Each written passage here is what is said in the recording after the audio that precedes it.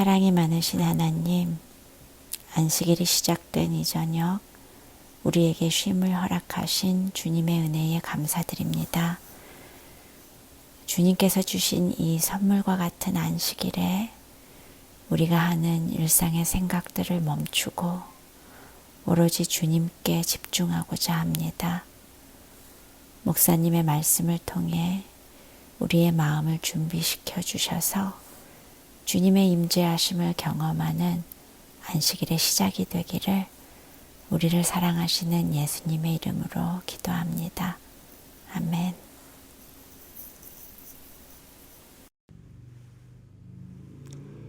안녕하십니까 성도 여러분, 행복한 안식일이 다가왔습니다. 저는 오늘 여러분이 잘 아시는 열처녀의 비유를 가지고 한번 은혜를 나누고자 합니다. 원래 순서대로는 저희가 마태복음 24장을 공부를 해야 되는데요. 24장은 제가 간간히 안식일 설교를 할 때 중요한 부분을 가지고 설교를 할 것입니다. 이번 12월에는 제가 3번에 걸쳐서 금요일 순서를 맡게 되었는데요. 곰곰이 생각을 하다가 25장에 3가지의 비유가 나오지 않습니까? 그래서 그 3가지의 비유를 순차적으로 이렇게 말씀드리는 것이 낫겠다라고 생각을 해서 오늘은 25장으로 건너뛰도록 하겠습니다. 마태복음 24장에는 예수님의 제자들이 예수님의 임하시는 그 날, 재림의 날과 예루살렘의 멸망이 언제이며 또 그때에는 어떠한 징조들이 있겠는지 이렇게 물어보는 것으로 시작을 합니다. 여러분, 우리도 그러한 마음을 갖고 있지 않습니까? 예수님의 재림을 궁금해하지 않습니까? 언제쯤이면 예수님이 오실까? 10년 안에 오실까? 20년 정도 있으면 오실까? 언제? 왜를 굉장히 궁금해하고요. 그리고 예수님이 재림하기 직전에 어떤 사인이 있을 건지 굉장히 궁금해합니다. 코비드가 터졌을 때 여러분 1년 반 전을 한번 생각을 해보십시오. 그때 우리 성도님들뿐만 아니라 세상에 있는 많은 사람들도 종말에 관하여, 세상 끝에 관하여, 신앙에 관하여 굉장히 관심이 많이 생겼던 때가 있었습니다. 근데 1년 반이 지나고 백신이 접종이 되고 위드 코로나 이렇게 살아보니까 어떻습니까? 1년 반 전에 있었던 그 다급함, 긴장감이 사라졌어요. 여러분, 그게 사람입니다.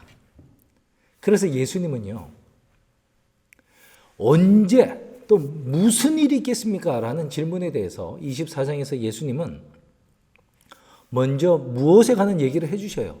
처처의 기근과 지진과 그죠? 전쟁과 난리의 소문과 거짓 선지자와 거짓 그리스도와 전염병의 소문 이런 것들이 막 나옵니다. 그런데 이런 것들은 모든 것들의 시작이다. 이 출산의 고통이다라고 말씀을 하셨어요. 이런 것들은 너희들이 하나 둘 보게 될 터인데, 그런데 그것은 마치 출산의 고통처럼 시간이 지날수록 점점 빈번하게, 자주, 강하게, 더 심하게 일어나게 되는 것을 보게 될 것이다. 그러면서 그것은 우리 번역으로는 시작일 뿐이고 그 끝은 천국 복음이 모든 민족에게 전파되는 것이 끝이다. 이렇게 얘기를 했어요. 근데 여러분, 우리가 그것을 알 수 있습니까? 몰라요. 그리고 시간에 대해서는 이렇게 말씀하십니다. 그날과 그 시는 아무도 모른다. 그러니까 예수님의 답변은 너희들이 궁금해하는 것은 정작 너희가 스스로 알 수 있는 것이 아니다. 그래요? 그러면서 예수님은 25장에 아이들아, 사랑하는 제자들아, 무엇에 관한 것은 시간이 지나면 또 다른 어떤 무엇인가가 더 빈번하게, 더 강하게 나올 것이니 자꾸 무엇에 신경 쓰지 말고 언제도 신경 쓰지 말아라. 너희들이 죽는 날이 재림의 날이 아니겠느냐. 내가 너희에게 바라는 것은 이 세상에 무엇이 왔다 가고 어떻게 일이 일어날지라도 너희는 그것에 신경을 쓰면서도 너희가 진정으로 준비를 해야 되는 것은 how라는 것이란다. 어떻게 준비를 할 것인가. 그러면서 마태복음 25장에 세 가지의 비유를 말씀해 주시면서 언제와 무엇에 관심 있는 우리에게 우리의 진정한 관심은 how, 어떻게 삶을 삶으로써 재림을 준비할 것인가에 있다는 것을 알려주십니다. 그 첫 번째 이야기가 바로 열처녀의 비유입니다. 우리 많은 성도님들이 너무나도 잘 아시는 이야기니까 우리가 뒷부분에 나오는 몇 가지 구절만 좀 읽도록 하겠습니다. 자, 마태복음 25장 자, 8절을 한번 보도록 하겠습니다. 8절. 미련한 자들이 슬기 있는 자들에게 이르되 우리 등불이 꺼져가니 너희 기름을 좀 나눠 달라 하거늘 슬기 있는 자들이 대답하여 가로되 우리와 너희의 쓰기에 다 부족할까 하노니 차라리 파는 자들에게 가서 너희 쓸 것을 사라 하니 저희가 사러 간 동안에 신랑이 오므로 예비하였던 자들은 함께 혼인잔치에 들어가고 문은 닫힌지라. 그 후에 남은 처녀들이 와서 가로되 주여 주여 우리에게 열어주소서. 대답하여 가로되 진실로 너희에게 이르노니 내가 너희를 알지 못하노라 하였느니라. 그런즉 깨어있으라. 너희는 그 날과 그 시를 알지 못하느니라. 자, 이 비유의 말씀인데요. 비유의 말씀을 설명을 한번 해보도록 하겠습니다. 자, 먼저 등장하는 인물들은 처녀들이 등장합니다. 처녀들이 누구를 기다립니까? 신랑을 기다리러 갑니다. 자, 이 배경은 여러분, 저도 한번 말씀드렸고, 우리 최 목사님도 최근에 유대인의 결혼 풍습에 대해서 말씀을 드린 적이 있어요. 남자가 아내 집에 가서 먼저 장인 되실 분에게 지참금을 드리고 어떻게 보면 허락을 받습니다. 그런 다음에 아내 될 사람에게 포도주를 권한다 그랬어요. 포도주를 여자분이 마시면 결혼을 승낙하는 것입니다. 그게 정혼이에요. 그렇죠?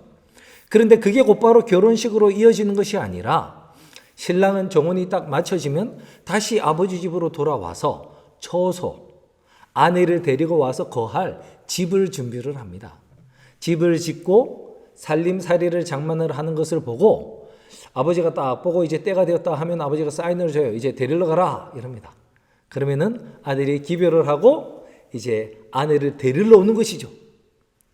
그때 아내의 집에서는 아내의 친구들이 등불을 가지고, 왜냐하면 항상 결혼식은 저녁에 일어났거든요. 그래서 가로등이 없으니 등불을 켜고 마을 어귀나 집 근처에서 신랑이 오는 것을, 그 길을 밝혀주기 위하여 준비를 하고 있었어요. 바로 거기에 해당하는, 그 시간에 해당하는 것이 바로 오늘 열 처녀의 비유인 것입니다. 이 처녀들은 누구이겠습니까? 성경에 처녀, 정결한 여인은 항상 하나님의 백성, 교회를 상징합니다.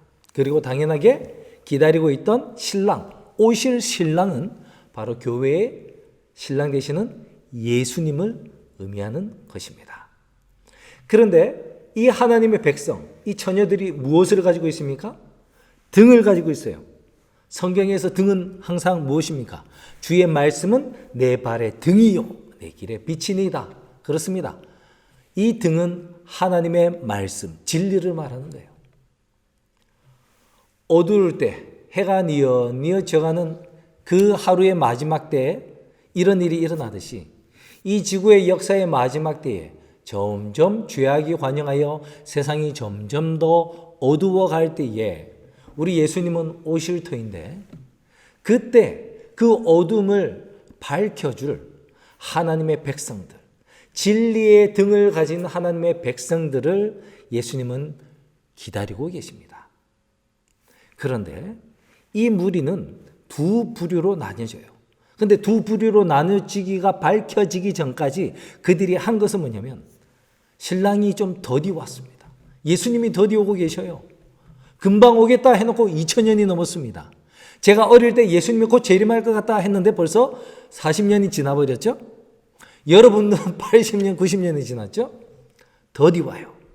그러다 보니까 하나님의 백성들이 잠시 졸고 있는 때가 있어요. 그런데 곧바로 보라, 신랑이다, 맞으러 나오라 라는 소리가 들립니다. 이제 그때에 두 부류가 나뉘게 됩니다. 똑같이 다 자고 있을 때는 아무도 몰랐어요. 그런데 예수님이 곧 오시겠다는 그런 소리가 들리면서 좀 더 이제 긴박하면서, 우리로 말하면은 성경에 기록된 재림의 징조들이 쾅쾅쾅 나타날 때에 슬기로운 사람과 어리석은 사람이라는 두 부류로 나뉘게 되는데, 그 차이가 무엇이었습니까? 기름을 준비하고 있었느냐 안 하고 있었느냐라는 차이입니다. 그래서 똑같이 하나님을 기다리는 백성인데 기름의 유무에 따라 한 사람은 구원받는 사람들이 되고 한 사람은 구원을 받지 못하는 사람이 되는 거예요. 여러분, 저는 여기에 나오는 이 여인들은 물론 1차적으로는 하나님의 백성, 교회인데 좀 더 구체적으로 들어가면 어느 교회의 어느 백성들이겠습니까? 우리 모든 교회가 하나님의 말씀을 받아들이고 진리를 믿는다고 주장을 합니다. 그리고 예수님의 재림을 기다린다고도 얘기를 하긴 하는데요. 여러분, 지금 개신교와 천주교의 교리 중에 영혼 불멸설이라는 게 있어요. 그것은 무엇입니까? 사람이 죽으면 곧바로 영혼이 몸을 분리해서 착한 일을 한 사람, 구원받은 사람은 어디로 가고? 천당에.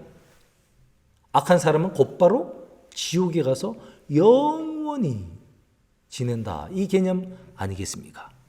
그래서 사람이 죽으면 소천하셨습니다. 장례식에서도 위로하는 내용이 뭐예요? 지금 하늘에서 주님 품에서 기뻐하니까 슬퍼하지 말라고. 지금 저 하늘에서 우리를 내려다보고 있다고. 그러니 여러분, 그들의 교리에 의하면 예수님의 재림이 굳이 필요할까요? 이미 죽자마자 하늘에 갔는데, 죽자마자 천당에서 예수님 품에 있는데 재림이 굳이 필요합니까? 필요하지 않아요. 사람들도 죽은 내 가족을 만나는 때가 언제예요? 언제일지 모르는 예수님의 재림. 그래서 재림을 고대하고 사는, 부활을 고대하고 사는 것이 아니라 내가 다음에 죽으면은, 내가 천당에 가면 내 가족을 그때 보니까 그 기간은 뭐 몇십 년밖에 차이가 안 나는 거예요. 그리고 또 하나의 이상한 교리가 있습니다. 즉 휴거설이라는 거예요. 이 역사를 잘 보면 휴거설은 원래 개신교에서 루터나 칼빈이나 이런 사람이 발견을 한 게 아니에요. 이거는 종교개혁 때 종교개혁자들이 모든 다니엘서와 계시록에 나타나는 적그리스도 세력을 로마 교황권의 초점, 천주교의 초점이 되는 것을 분산시키기 위해 천주교의 이 예수의 학자들이 만든 교리입니다. 그것을 우리가 미래주의 학설이라 그래요. 근데 그것이 개신교에 오면서 이게 세대주의라는 말로 바뀌어요. 근데 그 내용은 똑같아요. 그것은 무엇이냐면, 자, 우리가 다니엘서 9장에 나오는 70일에 관한 예언에서 이상하게 나머지 69일에는 그대로 가다가 마지막 한 주 7년을 따로 떼어놓습니다. 먼 미래의 7년으로 떼어놓아요. 나머지 69일에는 다니엘 때부터 예루살렘을 중건하라는 영이 날 때부터 예수님 때까지 어떻게 연도는 조금씩 틀리지만 그때까지 끼워 맞추는데, 마지막 한 주일 7년은요 먼 미래로 떼어놓는 거예요. 세대가 틀리고 먼 미래에 일어난다, 미래주의, 이렇게 연결되는 거예요. 자, 그러면 무슨 일이 일어나는가? 예수님의 이제 어떻게 보면 우리가 기다리는 재림은 그들에게 있어서 휴거예요. 예수님이 도둑같이 온다 그랬잖아요. 그래서 진짜 예수님이 몰래 와서 구원받을 사람을 몰래 휴거를 짠 시킨다는 거예요. 그리고 나서 남은 이 7년 동안은 7년간의 환란이 있고, 그때 구원을 못 받은 사람들에게도 두 번째 찬스가 주어지고, 그때 유대인들이 다 예수님을 믿고 예루살렘에 성전이 서고, 그때 적그리스도가 성전에 앉고 아마겟돈 전쟁이 중국에서 쳐들어오고 막 이러고 전쟁이 일어나고 막 그러는 거예요. 여러분, 그거는 사실이 아닙니다. 그런 식으로 잘못된 재림관을 갖고 있어요. 그러니 여러분, 그런 거 다 안 믿고 올바른 재림관과 영혼이 죽자마자 천당하는 것이 아니라 예수님 재림할 때, 부활할 때 그것이 유일하게 우리가 희망을 갖고 소망을 갖고 산다고 하는 이 믿음을 가진 교파는 제7을 안식일 예수 재림교회밖에 없습니다. 영혼 불멸설을 믿지 않는 또 다른 주요한 교파가 하나가 있는데, 그거는 여호와의 증인들입니다. 그런데요, 여호와의 증인들은 1914년에 예수님이 이미 또 재림을 했다고 가르쳐요. 이미 이 땅에서 천년왕국이 시작됐다고 가르치는데, 여러분, 하나님의 통치가 100년이 넘도록 지속되고 있는데 이 나라가 아직도 이 세상에 있고려면 그거는 그 하나님이 무능하시든지 아니면 증인들의 1914년 재림설이 틀린 것이 아니겠습니까? 하나님이 무능할 수 없으니 증인들의 1914년 재림설이 틀린 것이지요. 그러니 여러분, 제대로 올바로 된 등불을 가지고 있는 처녀들은 제가 안식일교회 목사가 알아서가 아니라 정말 재림교회밖에 없습니다. 그래서 여러분, 여기 나오는 예수님을 기다리는 이 처녀들은 바로 저와 여러분을 포함한 우리 모든 제7을 안식일 예수 재림교인들을 의미하고 있는 거예요. 엄밀히 말해서. 그런데 똑같이 우리가 현대 진리를 가지고 세친사의 기별을 가지고 있음에도 불구하고 우리 가운데서 구원받을 사람과 구원받지 못할 사람으로 반드시 나뉘게 된다는 엄중한 기별의 말씀인 것입니다. 그 차이점은 무엇입니까? 기름이에요. 기름이 있느냐 없느냐. 여러분, 성경에서 기름은 무엇을 의미하죠? 자, 항상 기름은 성령을 의미한다는 것을 우리가 알 수 있는데요. 제가 먼저 실물교훈에 있는 말씀을 읽어드리겠습니다. 스가랴 4장에서 두 감람나무, 즉 올리브나무죠. 올리브나무에서 올리브유가 쭉 오면서 관을 타고 기름이 공급되는 그 모습을 통해서 그것이 여호와의 신, 성령이다라고 하는 부분을 우리가 한번 읽어보도록 하겠습니다. 실물교훈 408페이지. 두 감람나무에서 금 같은 기름이 흘러나와 금관을 통해서 등대 기름통으로 들어가고 거기서부터 성전에 빛을 비춰주는 금 등잔으로 들어간다. 이와 같이 하나님 앞에 서 있는 거룩한 분들에게서 나온 성령은, 여기 분명히 성령은 나오죠? 당신의 사업에 헌신한 사람들에게 나누어진다. 기름 부음을 받은 두 사람의 사명은 하나님의 백성들에게 하늘로부터 온 은혜를 나눠주는 것인데 이 천혜만이 주의 말씀이 우리 발에 등이 되고 우리 길에 빛이 되게 할 수 있다. 힘으로 되지 아니하며 능으로 되지 아니하고 오직 나의 신으로 되느니라. 그 기름은 성령이라고 얘기를 하였습니다. 그것을 신약 성경에는 두 가지의 성경 구절로 증명을 할 수 있겠습니다. 먼저 누가복음 4장 18절입니다. 주의 성령이 내게 임하셨으니 이는 가난한 자에게 복음을 전하게 하시려고 내게 기름을 부으시고 나를 보내사 포로된 자에게 자유를, 눈먼 자에게 다시 보게 함을 전파하며 눌린 자를 자유케 하고. 주의 성령이 내게 임하셨는데 그것을 또 뒤에 가서는 기름 부으사 가난한 자들을 자유케 하고 눌린 자들을 자유케 하고 억눌린 자들을 해방시키고 이런 사역을 한다는 메시아 사역에 관한 설명이었습니다. 그리고 실제적으로 예수님께 적용되었을 때 사도행전 10장 38절에는요. 하나님이 나사렛 예수에게 성령과 능력을 기름 붓듯 하셨음에 저가 두루 다니시며 착한 일을 행하시고 마귀에게 눌린 모든 자를 고치셨으니 이는 하나님이 함께 하셨음이라. 하나님이 나사렛 예수에게 성령과 능력을 기름 붓듯 하셨음에, 성령이 나올 때 기름 붓는 것이 항상 같이 따라 나옵니다. 그래서 기름은 성령이라는 것을 우리가 알 수 있겠어요. 그렇다면 여러분, 성령이 있는 사람과 성령이 없는 사람은 무엇이 차이가 있는 것입니까? 우리가 이것을 좀 알기 위해서는 좀 전에 제가 읽어드렸던 예수님에 관한 신약의 두 성경 구절이 우리에게 힌트를 주는 것 같아요. 예수님은 우리의 모본이시니까 예수님이라는 인간 예수님에게 성령이 기름 붓듯 내렸을 때 어떠한 일이 나타났습니까?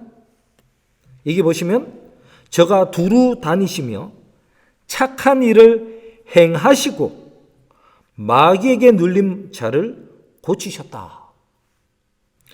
주의 성령이 내게 임하셨으니 가난한 자에게 복음을 전하고 내게 기름을 부으시니 나를 보내사 포로된 자에게 자유를, 눈먼 자에게 다시 보게 함을 전파하게 되더라. 뭐에 관한 거예요? 쉽게 말하면 사도행전 10장 38절처럼 착한 일을 행하시더라. 여러분, 예수님이 너희는 세상의 빛이라 그랬어요. 그러면서 뭐라 그랬어요? 너희 착한 행실로. 여기는 뭐라 그래요? 착한 일을, 착한 행실로 말미암아 주위에 있는 사람들이 아버지 하나님께 영광을 돌리게 하라 그러지 않았습니까? 그것입니다. 성령이 있는 사람은요, 성령의 열매가 나타나요. 그 열매가 착한 행실로 나타납니다. 착한 일로 나타나요. 다른 사람을 사랑하고 봉사하고 주의 사랑을 나누고 선교하는 그런 변화된 모습으로 반드시 열매가 나타나는 것입니다. 물론 그 가운데는 성령으로 말미암아 변화된 부드러워진 그리스도와 같이 변화된 품성을 의미하겠지요. 그리고 그 변화된 품성의 증거는 행함입니다. 여러분, 우리가 여기서 행함으로 말미암는 의에 대해서 이야기를 하려는 것이 결코 아니에요. 왜냐하면 우리 스스로는 행할 수가 없기 때문에 그렇습니다.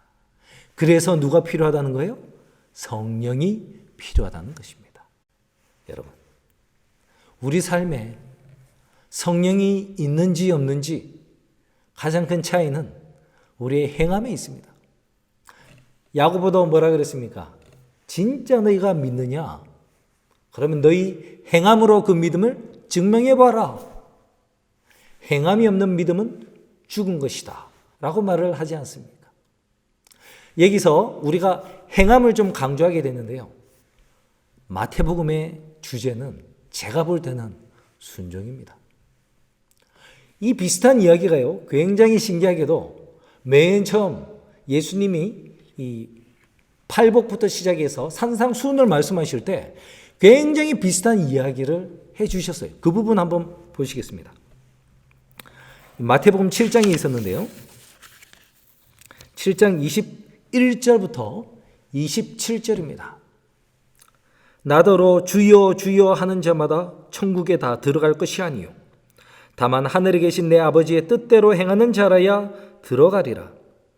그날에 많은 사람이 나더러 이르되 주여 주여 우리가 주의 이름으로 선지자 노릇하며 주의 이름으로 귀신을 쫓아내며 주의 이름으로 많은 권능을 행치 아니하였나이까 하리니 그때에 내가 저에게 밝히 말하되 내가 너희를 도무지 알지 못하니 불법을 행하는 자들아 내게서 떠나가라 하리라. 그런 다음에 24절에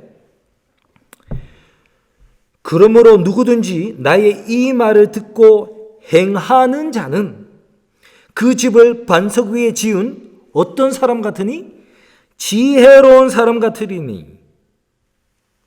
그리고 25절에 와서 내 말을 듣고 행치 아니하는 사람 어떤 사람? 어리석은 사람. 여러분, 마태복음 7장과 마태복음 25장의 이 내용이 굉장히 비슷합니다. 그죠? 둘 다 주여 주여 하니까 여기 교인이죠. 많은 권능을 행하는 그런 교인입니다. 여기는 처녀들, 하나님의 백성 교인이에요. 그런데 이 사람들도 두 부류로 나눠요. 그죠? 슬기로운 처녀, 어리석은 처녀.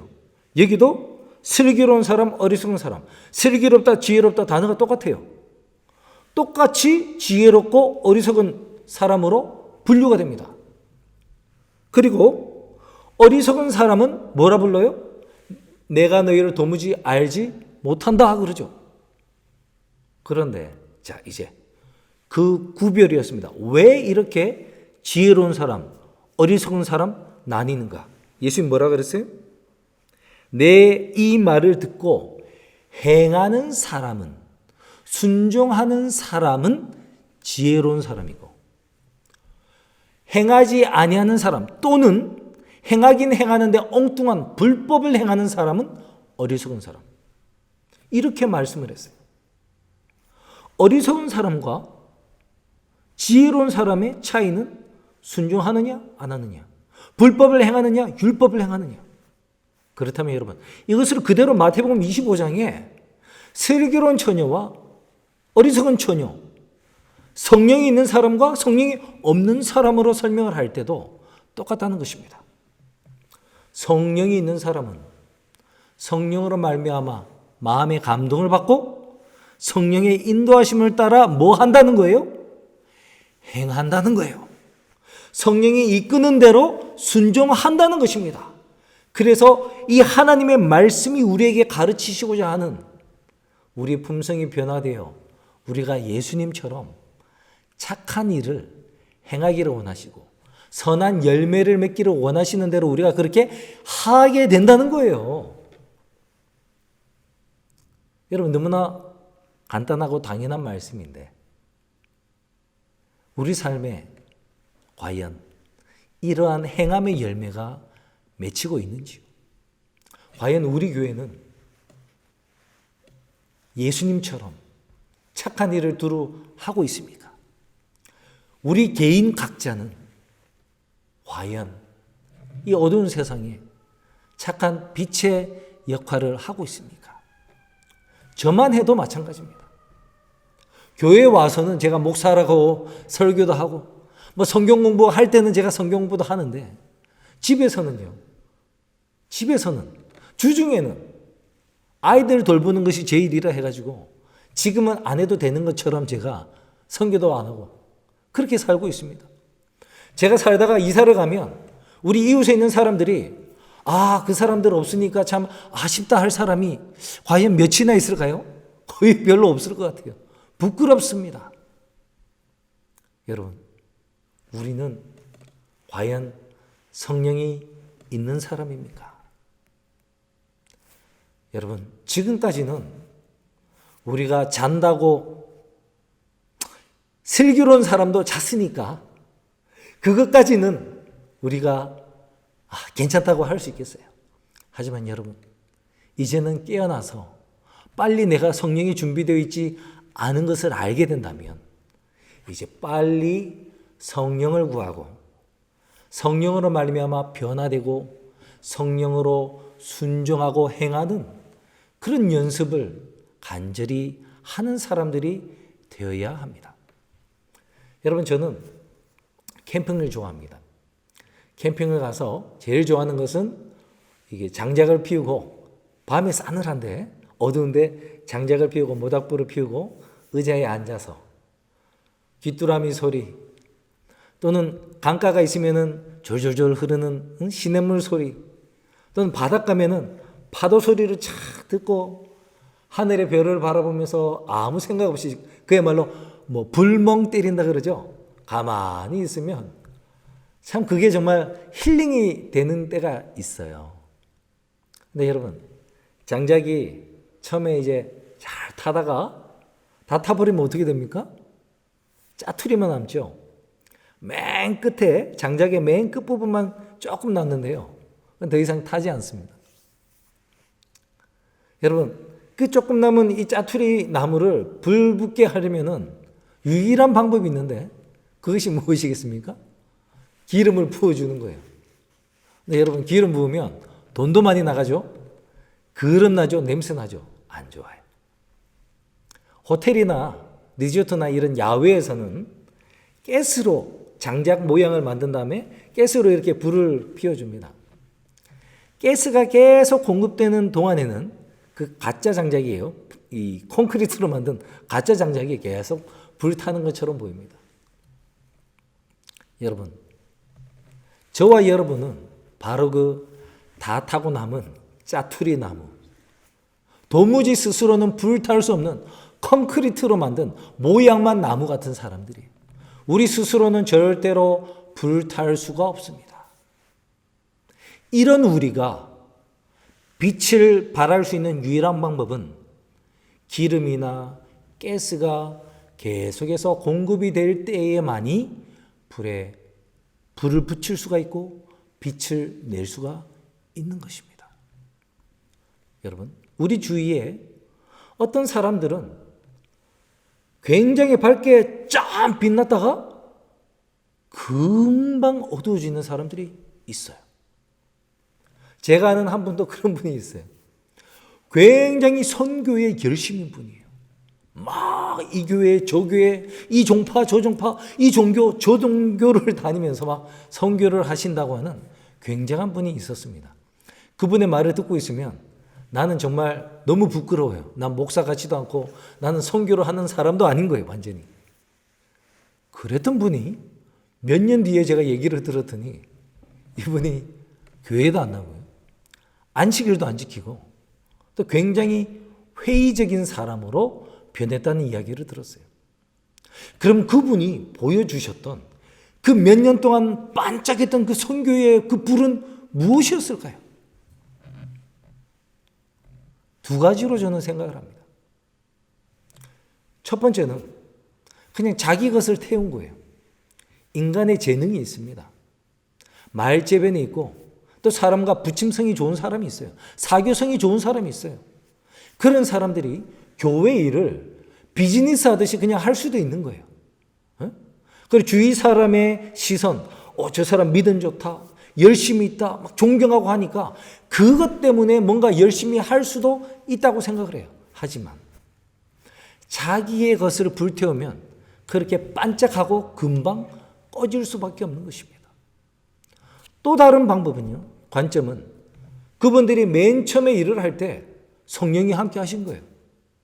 그랬는데 열심히 하고 주위에서 칭찬을 하고 막 자기가 강단에 서고 여기저기 부르심을 받고 하다 보니 사람이 자기 중심적으로 변하면서 내가 했다라고 하면서 하나님을 의지하던 그 능력을 놓아버리겠죠.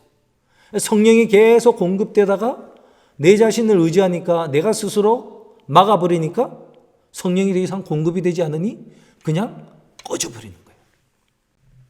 그래서 여러분, 오늘 열천의 비유가 우리에게 하시고자 하는 얘기는 우리가 성령을 받아서 선한 일을, 좋은 일을, 봉사의 일을, 선교의 일을 하긴 하는데 어떻게 해야 된다? 성령이 계속 공급을 받으니 이 선한 일, 불타는 것도 꾸준히 계속해서 타야 한다라는 것을 우리에게 말하고 있어요. 반짝하는 것이 아니라 정말 몇십 년을, 남은 평생을 꾸준히 그렇게 아름답게 빛을 비춰야 한다는 것입니다. 여러분, 얼마 전에 여러분이 이제 유튜브에서 한번 검색을 하셔서 찾아보시면 좋겠는데요.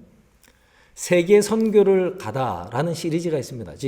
캐나다 교회들을 좀 중심으로 해서 한 열 몇 교회가 합쳐서 그 시리즈를 함께 운영을 하고 있는데요. 지금까지 여러 군데를 갔었습니다. 미얀마를 간다, 인도를 간다 하다가 이번에는 이제 네팔을 간다라고 돼 있었어요. 근데 거기에 이제 강사로 나오신 분이 제 학교 선배였습니다. 제가 또 관심이 있어서 열심히 봤어요. 여러분도 시간이 되실 때 한번 찾으셔서 네팔을 간다 해갖고 한번 보십시오. 거기 나오는 김종훈이라는 이제 목사님이 나오시는데요. 제가 아직 보지 못한 분들을 위해서 간단히 어떠한 일들이 있었는지 그 내용을 소개를 좀 하도록 하겠습니다. 자세한 내용은 여러분들이 꼭 한번 시간을 내셔서 1, 2, 3, 4회에 걸쳐서 있으니까요. 한번 다 보시기 바라겠습니다. 이분이 네팔을 어떻게 하다 가셨는지는 동기는 말씀을 하지 않으셨어요. 다만 자급 사역으로 갔다고 말씀을 하시더라고요. 그래서 무슨 일을 해야 되는가 하나님께 기도를 하는 동안에 교회를 방문하는데 교회마다 고아들과 편부모 밑에서 너무나 힘들게 지내는 어린아이들을 보여줬다고 합니다. 그러면서 그 마음에 하나님께서 나에게 하라고 하는 일이 먼저 고아원 사업이구나 해서 고아들을 모아서 고아원을 시작하려고 했다고 합니다. 그런데 이분이 자급사역이잖아요. 무슨 교단적인 지원이 있는 게 아니에요. 그래서 그러면 아이들을 먹이고 살려야 하는 생활비가 필요하잖아요.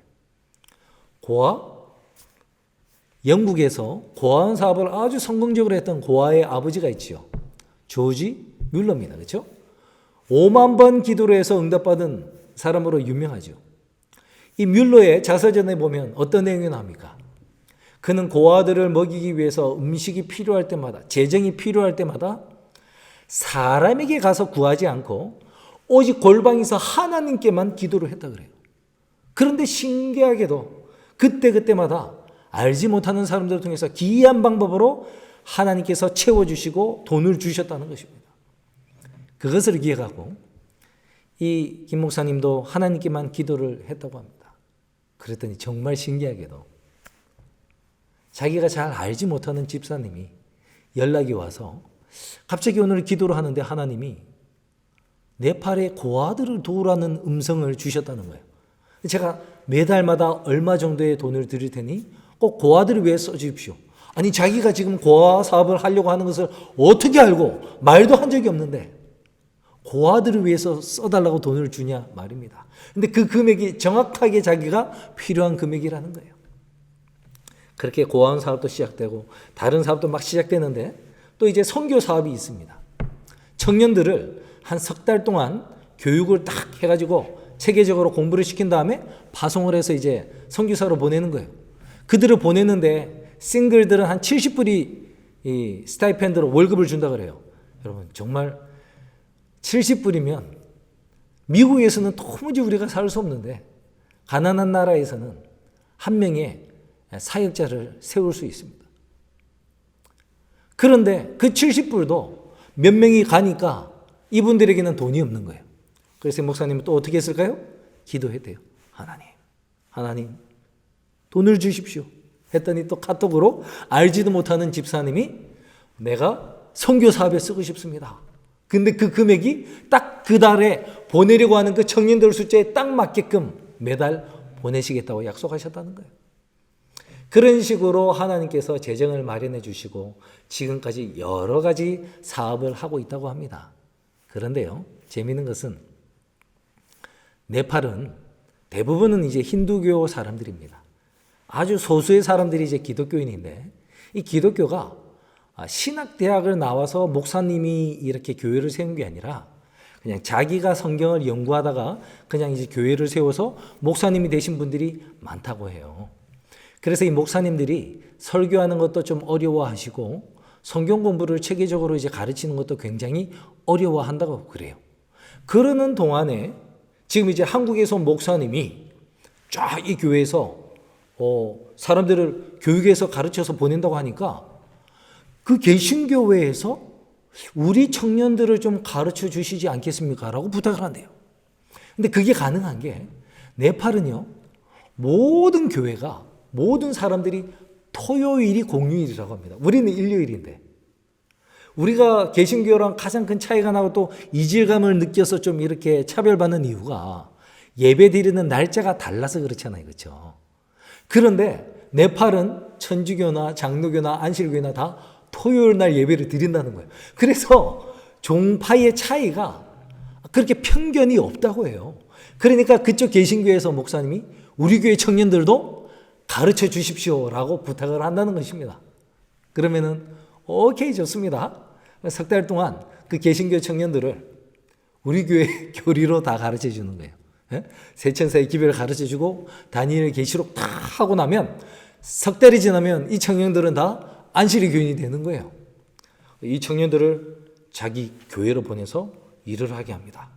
그러면은 얼마 있다가 그 교회에서 우리 교회에 와서 성경 공부를 해 주십시오. 우리 교회에 와서 전도회를 해 주십시오라는 요청이 온대요. 가서 며칠 동안 아침 저녁으로 말씀을 전파하는데 이분들이 진짜 스폰지가 물 흡수하듯이 그냥 진리를 받아들이고 기뻐한다고 합니다. 그리고는 전도회가 끝날 때쯤에 성경 공부가 끝나는 날 때쯤이면 이분들이 재림교회의 신앙을 다 받아들이기로 결심을 한다고 해요. 그래서 지금까지 59개, 59개의 교회가 약 3,000명의 네팔의 개신교인들이 안식일 교인으로 넘어갔다고 합니다. 놀라운 일 아닙니까? 그러면서 이 목사님이 하시는 말씀이 미주에 계신 성도님들 가운데 영어로 성경을 좀 가르치실 수 있는 분은 코비드가 좀 끝날 때쯤에 네팔에 와서 성경 공부를 좀 해달라고 부탁을 하는 거예요. 통역할 사람은 많다는 것입니다. 미국 말로 하면 통역할 사람이 많다고 합니다. 영어 잘하시는 우리 장로님들, 집사님들, 여러분들 미국에서 언제 우리가 한 교회, 개신교 하나를 통째로 우리가 전도할 수 있겠습니까? 여기서는 힘들겠죠. 네팔에서는 가능합니다.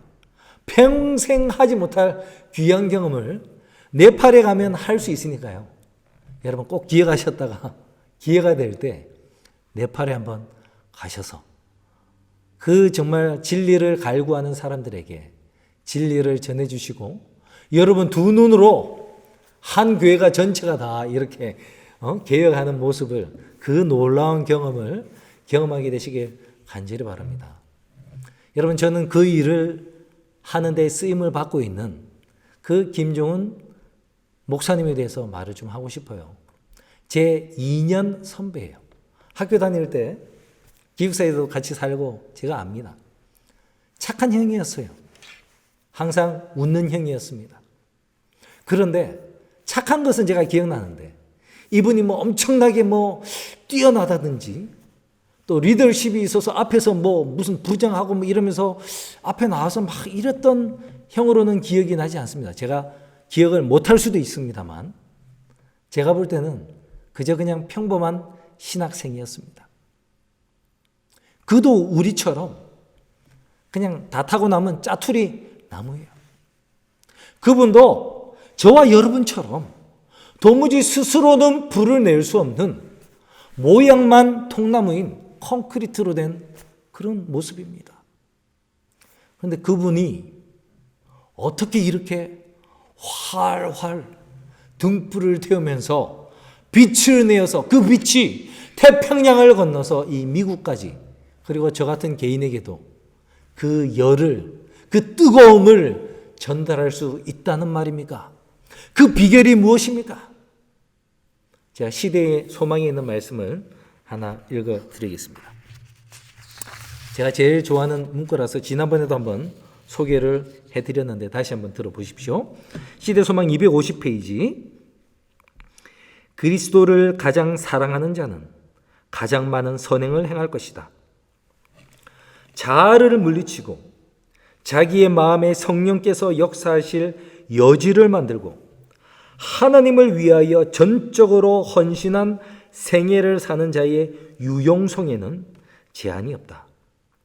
만일 사람들이 불평이나 도중에서 쓰러짐이 없이 필요한 훈련을 견딘다면 하나님께서는 시간마다 날마다 그들을 가르치실 것이다. 하나님께서는 당신의 은혜를 나타내시기를 갈망하신다.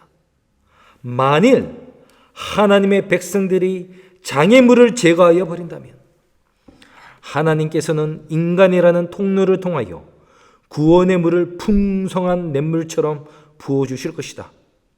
겸손한 생애를 사는 사람들이 만일 그들이 할 수 있는 모든 선을 행하도록 권장을 받고 그들의 열성을 억누르는 제지의 손이 그들에게 놓여지지 않는다면 지금은 한 명이 있는 곳에 100명의 그리스도의 교역자들이 있게 될 것이다.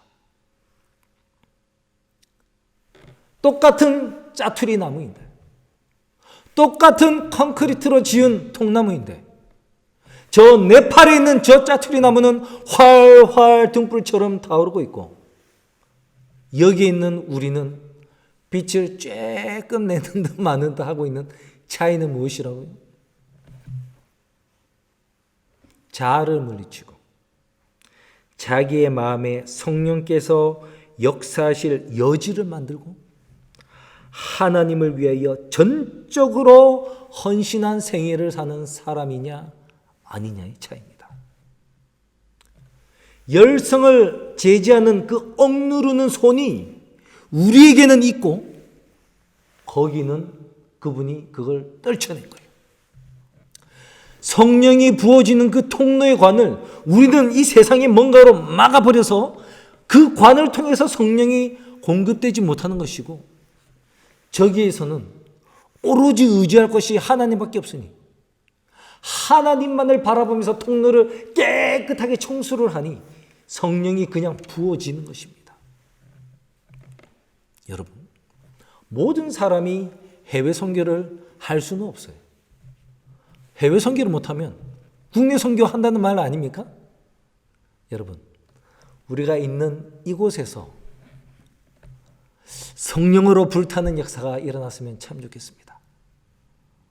저와 여러분, 우리의 힘으로는 불탈 수 없으니 오늘부터 성령 하나님 간구하면서 성령의 능력을 달라고, 혹시 나를, 이 열성을, 하나님을 위한 나의 이 열성을 억누르는 그 장애물이 무엇인지, 하나님 그 장애물을 치워달라고, 성령이 공급되는 그 통로가 막혀 있는데 그 막혀 있는 이기심이라는 돌을 굴러달라고 하나님께 기도하지 않으시겠습니까?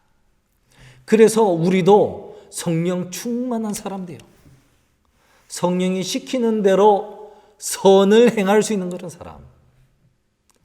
우리가 가진 진리의 빛이 우리의 선한 행실과 함께 이 어두운 사회에 활활 불타면서 그들에게 빛을 전할 수 있는 사람, 그 슬기로운 사람이 되기를 간절히 소망하면서 오늘 말씀을 마치겠습니다. 감사합니다.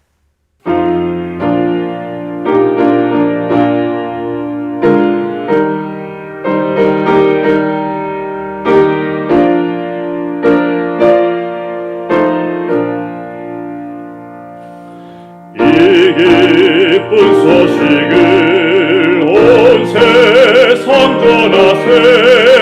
큰 환난 고통을 당하는 자에게 주 믿는 성도를 다 전할 소식은 성령이 오셨네.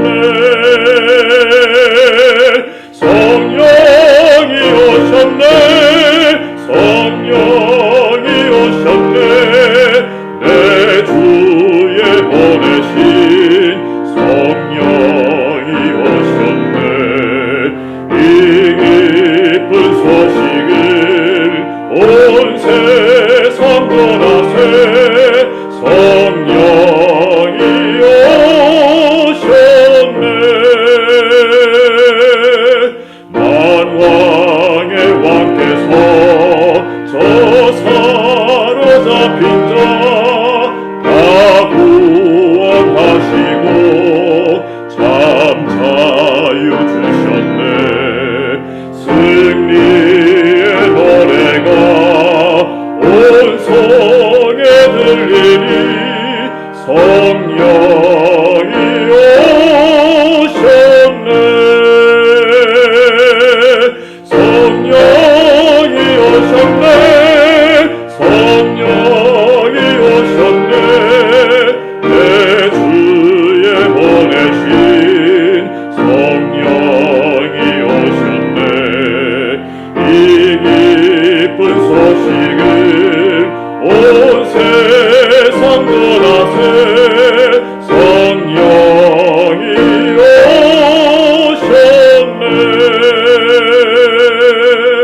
한없는 사랑과 그 크신 은혜를 늘 의심하면서 안 믿는 자에게 내 작은 입으로 곧 증거하리니 성령이 오셨네. 성령이 오셨네. 성령이 오셨네. 내 주에 보내신 성령이 오셨네. 이 기쁜 소식을 온 세상 전하세. 성령이 오셨네.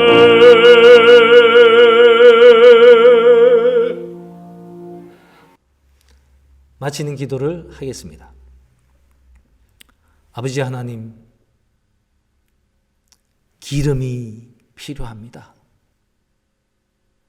아버지, 지금까지는 그냥 우리가 뭔가 가지고 있는 것으로 빛을 반짝 불태운 것 같습니다. 그러다 보니 한때는 우리도 뜨거웠는데 지금은 뜨뜻미지근합니다. 주님, 이유를 알았습니다. 성령이 없어서 그랬습니다. 이제는 우리도 성령을 간구하겠사오니 아버지 하나님, 해외에서 불타오르는 그런 역사가 이 국내에서도, 이 미국 캘리포니아에서도, 이 글렌데일에서도 불타오르는 역사를 우리가 경험하기를 원합니다. 주여, 그래서 우리가 주님 오실 때 슬기로운 처녀로 신랑 맞이해서 하늘 혼인잔치, 어린 양의 혼인잔치에 참여하기를 원하오니 주님, 아직 은혜의 때일 때 우리가 회개하고 주의 성령을 간구하오니 좋은 것으로 주시길 기뻐하는 아버지께서 우리에게 성령으로 선물로 주시옵소서. 이 모든 말씀 예수님 이름으로 기도합니다. 아멘.